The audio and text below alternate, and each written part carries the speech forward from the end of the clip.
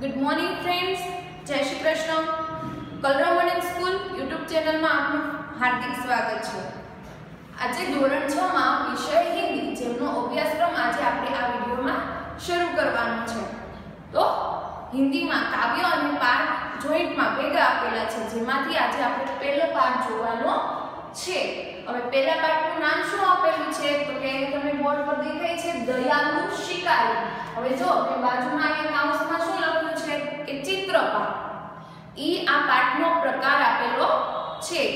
હવે ચિત્રપાઠ એટલે શું તો તમને પાઠ્યપુસ્તકમાં પેજ નંબર હિન્દીનું જે પાઠ્યપુસ્તક છે એમાં પેજ નંબર 1 ખોલશો તો એમાં તમને ફક્ત ચિત્ર દેખાશે, પણ તમને કે લેખિતમાં વર્ણન નહીં કરેલું હોય કે આ ચિત્રમાં તમને શું કહેવા માંગે છે। તમે મોટા ભાગે જોશો કે ગુજરાતી હોય, હિન્દી હોય કે અંગ્રેજી હોય તો કે ઉપર ચિત્ર આપ્યા હોય, નીચે એનું લેખિતમાં વર્ણન કરેલું હોય, પણ આ પાઠમાં એવું કંઈ આપેલું નથી। હવે જો આ ચિત્ર છે એ ચિત્ર તમારે જોવાનું છે, સમજવાનું છે। હવે આ ચિત્રના આધારે તમને શું ખ્યાલ આવે છે એ તમારે તમારી જાતે વર્ણન કરવાનું છે। હવે કઈ રીતના અને આ પાઠમાં શું આપેલું છે તો આપણે આ પાઠની શરૂઆત કરીએ। તો જો પાઠ્યપુસ્તકમાં પેજ નંબર 1 પર તમને અહીંયા યલો કલરનું એક બોક્સ છે, એ બોક્સમાં કીધેલું છે કે આ પાઠ છે, આ ચિત્ર છે એમાં શું કીધેલું છે એની જાણકારી આપેલી છે। तो चलो આપણે समझिए। इस चित्र पाठ में हिरण का शिकार करने के लिए शिकारी जंगल में गया। हिरनी ने एक छोटे शावक को जन्म दिया है। उसी समय वह शिकारी की गोली का निशाना बन जाती है। शिकारी हिरनी के पास आता है, देखता है गोली टांग में लगी थी। वह बचता है। वह हिरनी और उसके बच्चे को डॉक्टर के पास ले जाता है। बाद में जंगल में उसी जगह छोड़ आता है। इस चित्रपाठ में पशुओं के प्रति मानव का कैसा व्यवहार होना चाहिए और संसार में सभी को जीने का अधिकार है, यह बात बताई गई है। હવે જો આ ચિત્રપાઠમાં શું કીધેલું છે, એક શિકારી છે, એ શિકારીને માંસ ખાવાની ઈચ્છા થાય છે તો એ જંગલમાં કોઈ પ્રાણીનો શિકાર કરવા જાય છે। તો ત્યાં શિકાર કરવા જાય તો ત્યાં તેને એક હિરણી એ એમને દેખાય છે તો એ ગોલી અને પોતાની બંદૂકથી એ હિરણી પર નિશાનો તાકે છે અને ગોલી છોડે છે અને એ ગોલી છે, ગોળી છે, બંદૂકની ગોળી છે એ હિરણીના પગમાં લાગે છે। હવે ત્યાં જઈને જોવે છે તો હિરણીના પગમાં ગોળી લાગેલી છે, પણ હિરણીએ એક નાના બાળકને, હરણનો જે બચ્ચો હોય, જે નાનું શાવક હોય છે એને જન્મ આપેલો છે। હવે આ જોઈને શિકારીને પસ્તાવો થાય છે કે મેં આવું શું કામ કર્યું, આ હિરણીએ તો હજી એક નાના બાળકને જન્મ આપ્યો છે। તો હવે એને પસ્તાવો થાય છે તો એ હિરણી અને હિરણનું જે બચ્ચું છે એ બેને જે જંગલની નજીકમાં એક દવાખાનું છે ત્યાં લઈ જાય છે અને એનો ઈલાજ કરાવે છે, જેના કારણે હિરણીને આરામ મળે છે। અને એ શિકારી છે એ શિકારી પાછો એને પોતાનું જે જંગલ છે, હિરણીનું જે જંગલ જ્યાંથી લાવ્યો હતો ત્યાં એને પાછો મૂકીને આવે છે।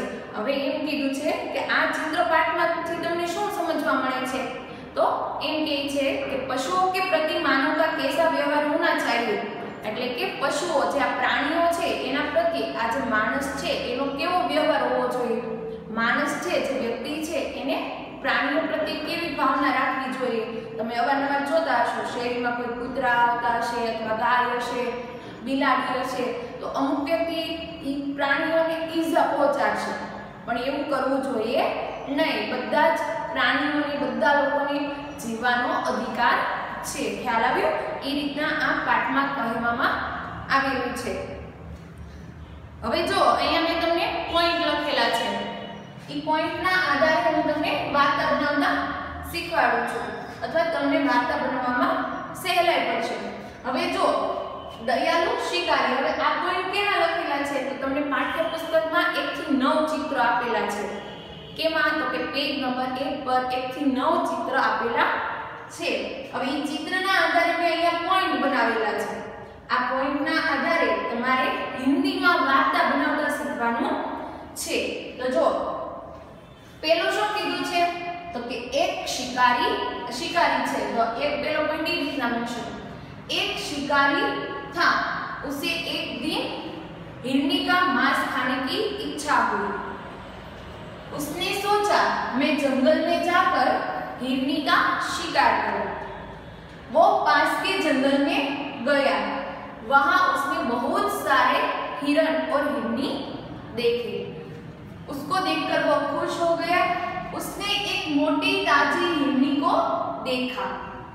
वो बहुत सारे એટલે કે બહુ બધા જે હરણ હતા એમાંથી એણે શું જોયું તો કે મોટી તાજી હિરણી એટલે કે મોટી અને જાડી હોય એવી हिरण ने જોયું। હવે જો उसने मोटी ताजी हिरनी को देखा। वह पेड़ के पीछे छिप गया। पेड़ के पीछे छिप गया। उसके बाद उसने क्या किया तो उसके बाद उसने वह हिरनी मोटी ताजी हिरनी पर निशाना साधा और गोली अपनी बंदूक में से गोली छोड़ी। गोली छूटने की आवाज सुनकर सारे हिरण और हिरनी इधर-उधर भागने लगे। वो गोली किसको लगी? वो मोटी ताजी हिरनी को लगी।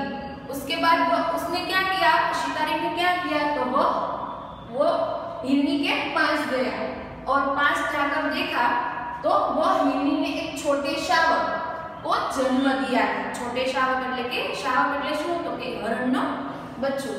वो गोली लगने के बाद वो हिरण के पास गया और उसने देखा तो वो हिरनी ने एक छोटे शावक को जन्म दिया था और उसने देखा वो हिरनी की आंख में मोटे मोटे आंसू थे। वो रोती हुई उसको दिखाई दी। और गोली कहाँ लगी थी तो गोली हिरनी की टांग में लगी थी। उसे देखकर शिकारी को क्या आ गया? दया आ गई। उसने क्या किया उसके बाद तो शिकारी ने कुछ ही जंगल से कुछ ही दूरी पर एक अस्पताल था। उसने हिरनी को वह अस्पताल ले जाकर उसका इलाज करवाया। उसके बाद हिरनी को बहुत आराम मिला और शिकारी वह हिरनी और हिरनी के बच्चे को वापस जंगल में छोड़ कर आया। હવે જો શિકારીને શું આવી ગયું? હિરણના પગમાં ગોળી લાગી હતી। હરણ છે એ હરણના પગમાં એને ગોળી લાગી હતી જેના કારણે એ હરણી છે એ રડવા લાગી હતી અને એને એક નાના બાળકને જન્મ આપ્યો। આ જોઈને એને દયા આવી ગઈ તો એના કારણે એને પાછળ શું કર્યું તો જો એને अस्पताल એટલે કે દવાખાને લઈ જાય છે। એ હરણનો ઈલાજ એટલે કે એને મરમ પટ્ટી છે દવા ને એવું બધું હોય છે એવું લગાડે છે જેના કારણે હરણને શું મળે છે? આરામ મળે છે અને પાછું ક્યાં મૂકીને આવે છે? જંગલમાં મૂકીને આવે છે। હવે શિકારીને દયા આવી ગઈ એ ઉપરથી અહીંયા વાર્તાનું નામ શું આપ્યું કે દયાળુ શિકારી। ખ્યાલ આવ્યો? આ રીતના તમે વાર્તા બનાવી શકો છો। ચિત્ર ઉપરથી તમે આ રીતના પોઈન્ટ એટલે કે મુદ્દા પ્રમાણે તમે વાર્તા બનાવી શકો છો। હવે જો અહીંયા પાઠ્યપુસ્તકમાં તો વાર્તા પૂરી થઈ ગઈ પણ તમે સ્વાપોથી ખોલશો તો એમાં હજી એક વાર્તા આપેલી છે દયાળુ શિકારી અને એના પછી જો બાપુની કછુઆ છે। હવે એમાં પણ ચિત્ર આપેલા છે તો એના પોઈન્ટ અહીંયા લખેલા છે। જો એ સેમ અહીંયા કેમ આપણે વાર્તા બનાવવી એ જ રીતના પોઈન્ટ પરથી અહીંયા વાર્તા બનાવવાની છે।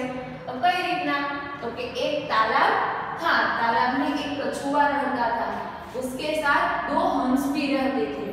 कछुआ और दोनों हंस अच्छे मित्र बन गए थे। उसके बाद क्या हुआ? एक साल बारिश એટલે કે बरसात बहुत कम हुई। वह तालाब में पानी सूखने लगा। दोनों हंस और कछुआ ने क्या सोचा तो कि दोनों हंस और कछुए ने दूसरे तालाब में जाकर रहने का निश्चय किया। હવે શું કહે છે તો કે બંને હંસ તો ઉડી શકે પણ કાચબો તમને ખબર જ છે કાચબો તો ધીમી ગતિએ ચાલે તો એને બીજા તળાવમાં કઈ રીતના લઈ જાઓ તો બે જે હંસ છે એને એક આઈડિયા આવ્યો એને શું કર્યું તો જો दोनों हंस एक लकड़ी लेकर आए। एक सिरा अपने मुंह में रखा। चोंच એટલે કે अपने मुंह में रखा। सिरा એટલે શું તો કે લાકડીનો બંને બાજુનો જે ભાગ આવે ઈ। दूसरे तालाब में जाने का निश्चय किया। दोनों हंसों ने सोचा। वह एक लकड़ी लेकर आए। लकड़ी का एक सिरा अपने चोंच એટલે કે मुंह में रखा। बीच का भाग क्या हुआ तो बीच के भाग में कछुए ने अपने मुंह से પકડ લીધો. ખ્યાલ આવ્યો?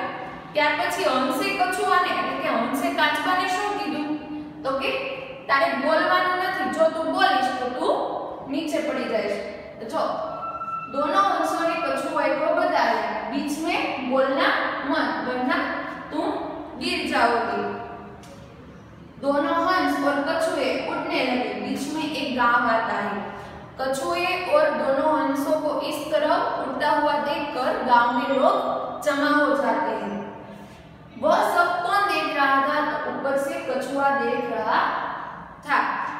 कछुए से रहा न गया और वह बोलने लगा। जैसे ही कछुए ने बोलने की शुरुआत की वैसे ही उसी समय उसके मुंह से लकड़ी का भाग छूट जाता है और वह जमीन पर नीचे गिर जाता है और वह मर जाता है। ख्याल આવ્યો? આના ઉપરથી શું ખ્યાલ આવ્યો કે કછુઓ એટલે કે જે કાચબો હતો એ કેવો હતો? વાતુડિયો હતો. એને બોલ્યા વગર ચાલતું નહીં, પણ એની આ બોલવાની એક ભૂલના કારણે એને પોતાનો જીવ ગુમાવ્યો. તો આ વાર્તાનું નામ શું આપવામાં આવ્યું? વાતુની કછુઆ. તો બંને વાર્તામાં તમને ખ્યાલ આવ્યો? તમે આ રીતના તમે ચિત્ર પરથી તમે વાર્તા બનાવી શકો છો. હવે જુઓ સ્વાપોથીમાં આજનું હોમવર્ક શું છે? તો કે સ્વાપોથીમાં પેજ નંબર 5 જેમાં મેં આજે ચલાવી આ દયાળુ શિકારી જે વાર્તા ચલાવી ઈ, ત્યાર પછી પેજ નંબર 6, પેજ નંબર 7, પછી પેજ નંબર 8 અને પેજ નંબર 9 ઉપરના બીજો, ત્રીજો અને ચોથો સવાલ જે તમારે સ્વાપોથીમાં પૂરવાનો રહેશે. ત્યાર પછી વાર્તા નંબર 3 બુદ્ધિમાન કૌવા અને વાર્તા નંબર 4 કૌવા ઓર લોમડી જે આપણે આગળના વિડિયોમાં જોઈશું. ખ્યાલ આવ્યો? હવે આને લગતું જે હોમવર્ક છે હું તમને ફોટા દ્વારા મોકલીશ જે તમારે સ્વાપોથીમાં પૂરવાનું રહેશે. જય શ્રી કૃષ્ણ.